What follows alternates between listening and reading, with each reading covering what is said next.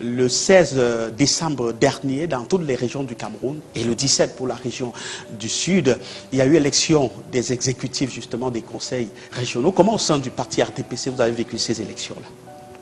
Alors nous l'avons vécu avec beaucoup de joie parce que nos conseillers régionaux dans les 10 conseils régionaux sont majoritaires.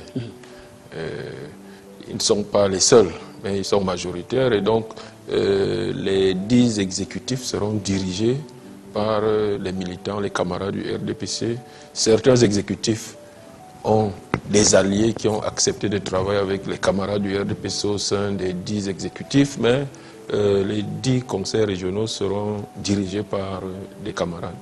Ça, c'est la première volonté du parti, celle du RDPC, c'est-à-dire conquérir la tête de tous ces conseils régionaux-là. Mais il y a quand même un bémol, il y avait une prescription au départ, ce que vous avez appelé la discipline du parti, que la veille, le ministre d'État, secrétaire à la communication du RDPC, Jacques-Fam Dongo, avait qualifié de non négociable. Est-ce que cette consigne a été respectée?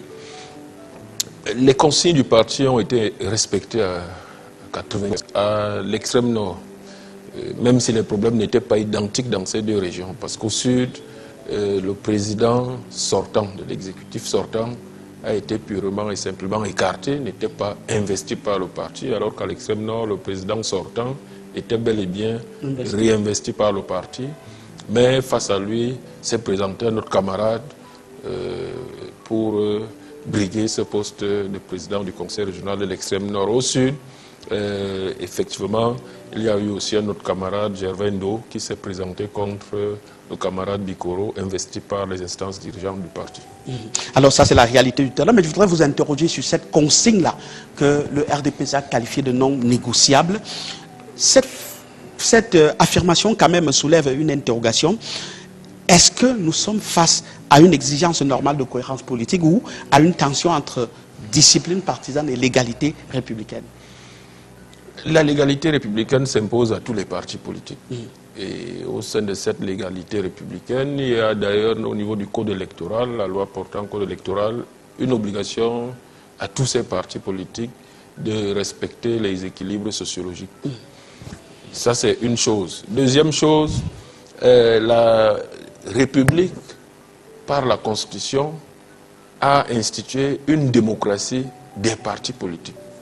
En dehors de l'élection présidentielle qui a laissé une ouverture à des candidatures indépendantes, tous les autres scrutins, que ce soit à suffrage universel direct, comme les conseils municipaux et les députés, ou à suffrage universel indirect, que ce soit les sénatoriales ou les conseils régionaux que nous venons d'élire, la loi républicaine a imposé que seuls les partis politiques investissent des candidats.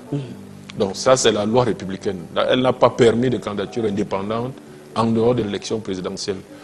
Bon. Maintenant, au niveau interne des partis, effectivement, chaque parti a des modalités pour choisir ses candidats à investir. Alors, ce que beaucoup de nos compatriotes et camarades entendent souvent par investiture, c'est plutôt le fait que le parti, sans consulter la base, impose un candidat. Mais l'investiture est une procédure républicaine qui est obligatoire, qui s'impose à tous les partis. Seul le parti investit les candidats à toutes les élections, sauf à l'élection présidentielle où il y a une possibilité de candidature indépendante, qui est assez difficile d'ailleurs, mais au moins à ce niveau, ça existe. Alors, revenant au sein du parti, le parti, selon les élections et les circonstances, peut adopter plusieurs modalités de choix des candidats. À l'élection des conseils régionaux que nous venons de traverser, une lettre circulaire du président national a bien fixé les modalités internes de choix des candidats. Il fallait consulter les représentants des organes de base dans chaque département, dont les présidents de section RDPC, OFRDPC, OJRDPC et les commissions départementales, les commissions permanentes départementales se sont assis pour examiner les différentes candidatures. Nous avons déploré à un moment, dans cette procédure, effectivement,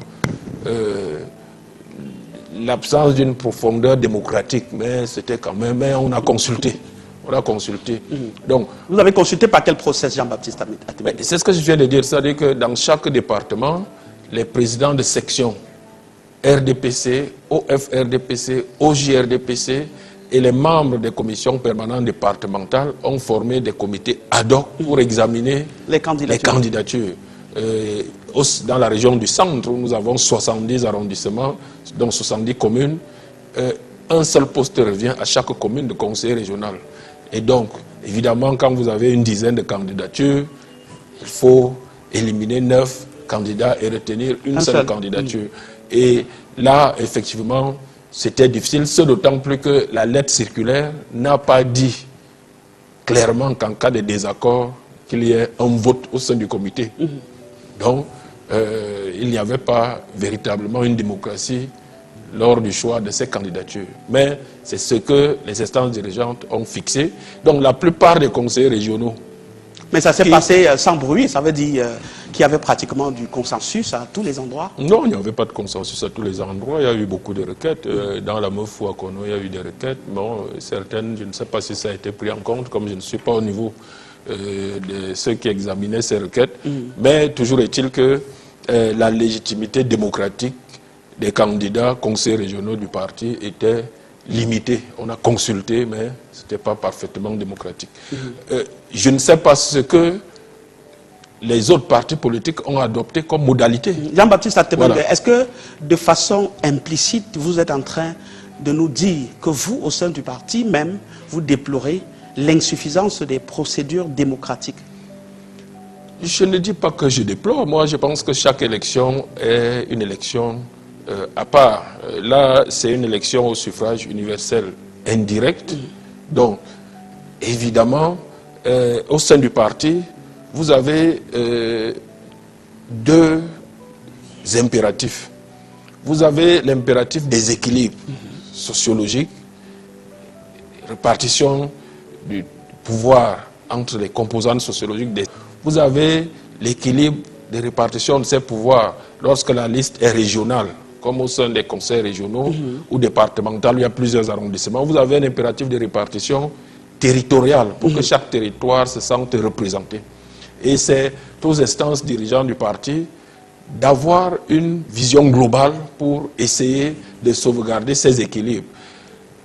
En même temps, vous avez la problématique des individualités. Le parti a besoin aussi des individualités fortes, populaires, légitimes, qui ont fait leur preuve sur le terrain. Vous avez vu dans la région du centre la légitimité dont bénéficie le président et patriarche Tchémévouna, qui vient de ce qu'il a fait comme action, mené comme action en tant que délégué du gouvernement. Donc si vous demandez à quelqu'un, est-ce que le président du conseil régional du centre mérite ou pas d'être investi par le parti, tout le monde vous dirait, même si on consulte la base, on pense probablement qu'il aurait la même confiance de la base parce qu'il a fait ses preuves. Donc le parti a besoin des personnalités qui ont effectivement, comme lui, fait des preuves sur le terrain, donc des personnalités fortes. Mais c'est un problème de dialogue, à mon humble avis. Alors, on va parler du cas du Sud particulièrement qui a fait beaucoup de chou gras de la presse. Mais je voudrais quand même vous interroger sur un aspect. C'est la première épreuve après la prestation de serment du président de la République qui a promis un mandat axé vers les jeunes et les femmes. Et on se rend compte que dans tous ces exécutifs communaux-là, il n'y a pas de jeunes, il n'y a pas de femmes carrément. Pour vous, est-ce que ça ne vous parle pas, vous, au sein du parti? Ça dépend de ce qu'on appelle jeune. Au niveau du Conseil régional du Sud, je crois que... Prenons la tête, limitons-nous à la tête au président des exécutifs, il y en a 10. Combien y a-t-il de femmes et de jeunes? Le président entrant au Sud est nettement plus jeune que le président sortant, donc il y a eu rajeunissement. Au Sud, toujours la vice-présidente, la première vice-présidente, c'est une dame qui est relativement jeune. Vous parlez là des gens à qui vous n'avez pas donné l'investiture, Jean-Baptiste Atémé, qui ont forcé, qui sont entrés au forceps? Non, les deux bénéficiaient déjà de l'investiture du parti, mais pas au poste qu'ils occupent à l'issue du scrutin. Les deux occupaient respectivement le poste de premier vice-président et de deuxième vice-président. Mais il se trouve que le premier vice-président qui occupait déjà, proposé par le parti, qui occupait déjà ce poste lors du mandat précédent, estimait qu'il ne pouvait plus attendre longtemps et il avait déjà été candidat au poste de président du Conseil régional du Sud en 2020. Donc il était à sa deuxième candidature, donc a estimé que bénéficiant probablement de l'appui des conseillers régionaux, qui, je le répète, ont été tous investis par le parti. Mais pas au même poste. Non. Déjà, pour qu'ils soient conseillers régionaux, c'est le parti qui les a investis.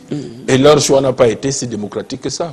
Je pense que beaucoup de conseillers régionaux, si on avait organisé des primaires dans leur arrondissement ou dans leur localité, je ne suis pas sûr qu'ils auraient été désignés. Donc, c'est pour ça qu'il faut trouver un équilibre entre l'impératif, l'objectif de démocratisation du parti. La démocratie fait partie des objectifs du RDPC dans son article 2. Ça veut dire qu'un camarade qui s'oppose... Et même de par sa devise. Voilà, de par sa devise et de par sa dénomination. Mais nous sommes un rassemblement démocratique. Donc, un camarade qui s'oppose à cet objectif de démocratisation au sein du RDPC, qui s'oppose aux procédures démocratiques au sein du RDPC, en réalité peut être traduit au conseil de discipline. Ça arrive souvent lorsqu'on investit justement sur le terrain des candidats que certains camarades choisissent d'imposer, parce qu'ils sont assez influents, des candidatures. Ça constitue une faute, surtout lorsque le président national a instruit une modalité démocratique de choix des candidats. Là, c'est un fait.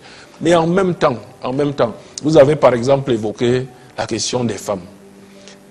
On s'est rendu à l'expérience démocratique que la démocratie intégrale en tant que modalité de choix des candidats au sein du parti était très défavorable aux femmes.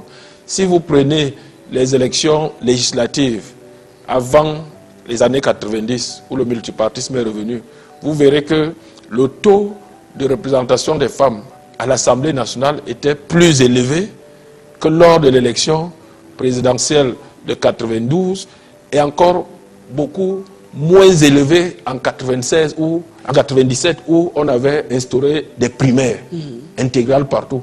Et cela avait défavorisé les femmes.